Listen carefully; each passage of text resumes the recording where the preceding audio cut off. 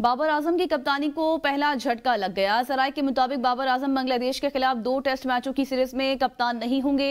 बाबर आजम की जगह शान मसूद को बांग्लादेश के खिलाफ टेस्ट मैचों के लिए कप्तान बना दिया गया है। मजीद तफसीलात जानेंगे मोहम्मद अली नासिर से। अली नासिर बताएगा, आगे होने वाले टेस्ट मैचेस में बाबर आजम कप्तान नहीं रहेंगे।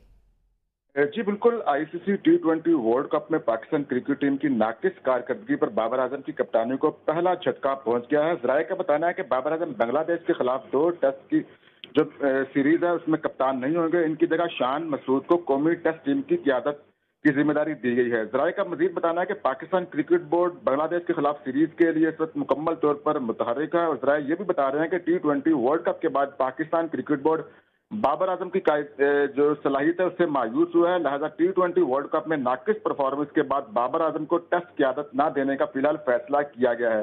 वाज़ेह है कि चेयरमैन पीसीबी मोहसिन नकवी ने बाबर आजम को व्हाइट बॉल की क़यादत दी थी। बांग्लादेश के खिलाफ टेस्ट सीरीज में शान मसूद कप्तान होंगे और जेसन गिलफ्सी कोच होंगे।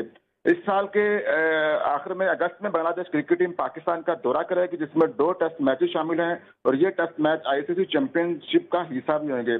बहरहाल बाबर आजम को जब वनडे के लिए T20 का कप्तान भी बनाया गया था तो भी टेस्ट मैच की कप्तानी के हवाले से फैसला नहीं किया गया था और यही उम्मीद जाहिर की जा रही थी कि बाबर आजम तीनों के कप्तान होंगे। लेकिन अब जिस तरीके से पाकिस्तान क्रिकेट टीम सुपर 8 के लिए क्वालिफाई नहीं कर सकी तो इसके बाबर आजम को पहला झटका मिल चुका है। उनसे वनडे T20 की भी कप्तानी तो नहीं ली गई, लेकिन बाबर आजम की कप्तानी को ये पहला झटका है। बहुत शुक्रिया मोहम्मद अली नासिर।